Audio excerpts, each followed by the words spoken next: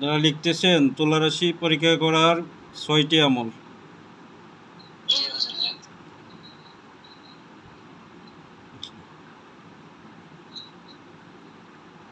প্রথমত আমরা তুলা রাশি পরীক্ষা করতে পারবো আমাদের মালিকের নাম দিয়ে, এ আল্লাহ, এই নাম দিয়ে আমরা কি অতি সহজে তুলা রাশি পরীক্ষা করতে পারবো। আমরা যে কোনো সাদা কাগজে কি করব, এই নামটা লিখবো, আল্লাহ নামটা লিখবো। শুধু আল্লাহও লিখতে পারি, ইয়া আল্লাহ এটাও লিখতে পারি। তো লেখার পরে কি করব, যে কোনো একটা সাদা কাগজে কি করব, আল্লাহ নামটা লিখব। কথা বুঝতে পারছেন?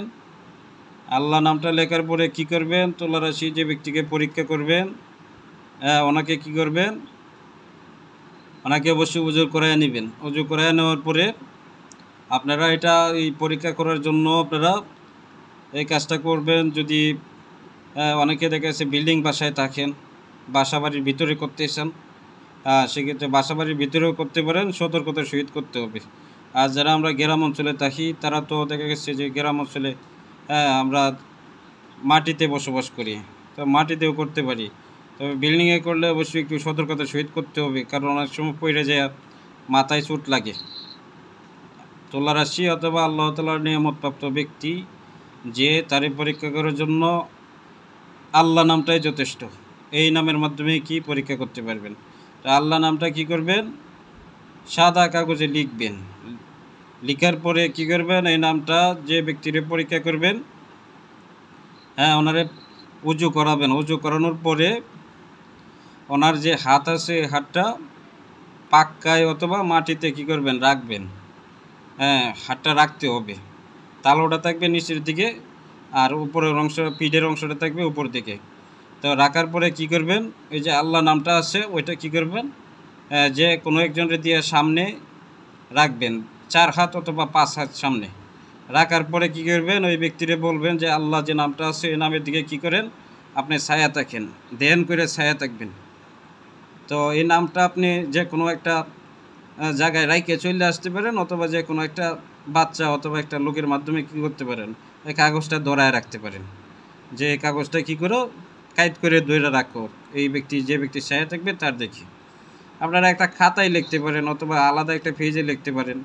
লেখার পরে কি করবেন, ওই যে ব্যক্তি পরীক্ষা করবেন তারা বলবেন এই নামের দিকে ছায়া থাকার জন্য।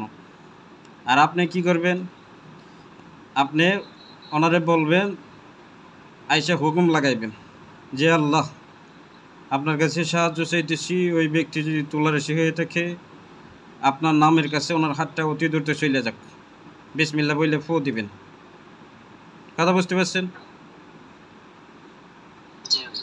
বিসমিল্লাহ বলে ফু দেওয়ার সাথে সাথে হাতটা দৌড় দিবে, দৌড় দিয়ে কি করবে, ওখানে চলে যাবে। তখন হাতটা আবার থামাবেন কিভাবে, আবার বিসমিল্লাহ বলে হাতটা উঠায় নেবেন। বিসমিল্লাহ বলে কী করতে হবে, হাতটা উঠায় নিতে হবে। যদি চোট লাগে, অনেক সময় দেখা গেছে চোট লাগতে পারে, সেই ক্ষেত্রে কী করবেন, যদি একটু চোট লাগে তাহলে তারে জায়গা দিবেন। যার পর করে আলাদা দোয়া আছে, যে দোয়াগুলোর মাধ্যমে কি ফু দিলেই হবে। আপনি 3 বার আয়াতুল কুরসি পড়ে ফু দিলেই যদি কোনো সমস্যা হয় ইনশাআল্লাহ ঠিক হয়ে যাবে। তো 1 নং আমল বুঝতে পারছেন, আমি 6টা আমল বলে দিব, বুঝতে পারছেন?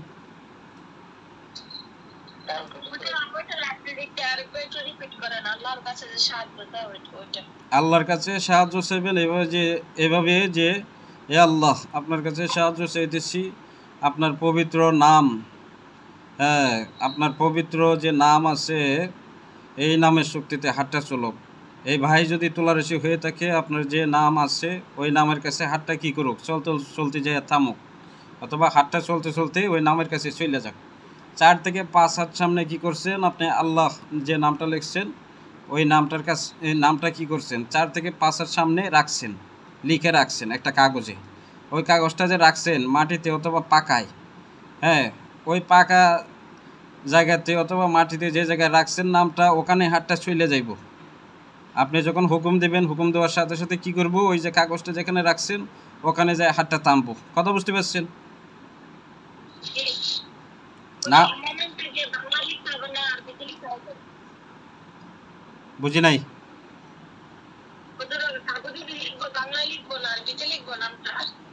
আপনারা আরবিতে লিখবেন। আল্লাহ নামটা যদি আরবিতে লিখতে না পারেন তাহলে কি তদবির শিখবেন বলে? আরবিতে লিখবেন, আরবিতে। বাংলায় লিখলেও হবে, তবে আরবিতে লেখাটা সবচেয়ে ভালো। আরবি লেখায় অভ্যস্ত হন। আচ্ছা, দুই নাম্বার আমলটা বলি।